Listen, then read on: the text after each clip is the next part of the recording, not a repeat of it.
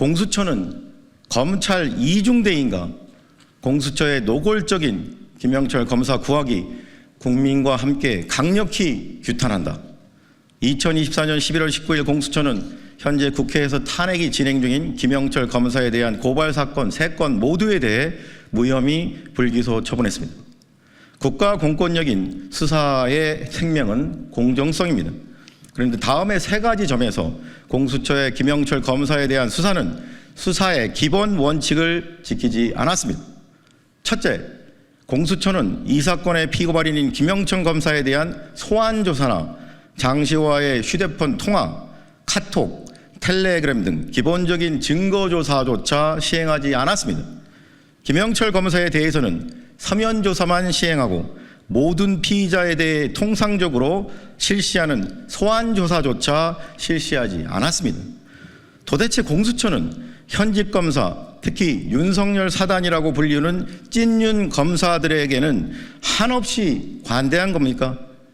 야당 대표에 대해서는 무자비한 수백 번의 압수수색은 물론 사건에 약간이라도 관련이 되어 있다고 판단하면 주변인들에 대해 먼지털이식 수사를 불사하는 검찰인데, 공수처는 정반대로 이번 사건의 피고발인인 김영철 검사를 단 한 차례도 소환하지 않았다는 사실에 그저 놀라움을 금할 수 없습니다.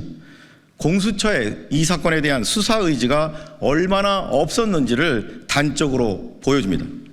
둘째, 이번 사건의 수사 라인은 공수처 수사 2부인데 송창진 수사 2부장은 과거 도이치모터스 주가 조작 사건의 공범인 이종호의 변호인이자 김영철 검사와는 사시 33기 동기입니다. 안 그래도 김영철 검사는 김건희 코바나 컨텐츠 뇌물성 협찬 사건, 김건희 도이치 파이낸스 저가 매입 사건, 삼성전자의 김건희 아크로비스타 아파트 뇌물성 전세권 설정 사건 등 김건희 여사가 고발된 비리 의혹 사건들을 한날 한시에 땡처리하듯이 면죄부를 준 소위 윤석열 처가 호위 검사로 알려질 정도로 충성파입니다. 그런 김영철 검사를 도이치모터스 사건의 공범 이종호의 변호인이었던 송창진 부장검사가 자신의 사직 선물 개념으로 자신의 사시동기인 김영철에게 무혐의 불기소를 하고 공수처를 떠난 겁니까?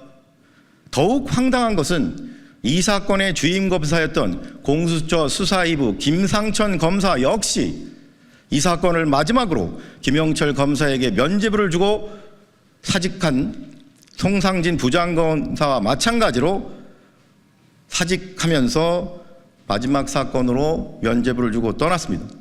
공수처의 이 사건 불기소의 책임을 퇴직하는 부장검사와 주임검사에게 전가하려는 것이 아닌지, 이러한 비겁한 공수처의 행태에 대해 국민과 함께 분노합니다.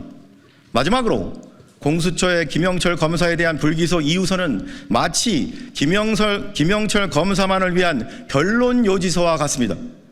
김영철과 장시호 간의 부적절한 소통을 입증하는 어떠한 형태의 통신 증거 하나도 확보하지 않은 채 오로지 김영철 검사의 일방적인 변명과 1000개가 넘는 장시호와 지인 간의 통화 녹취가 전부 거짓말이라는 논리로 김영철 검사에게 면죄부를 주고 말았습니다.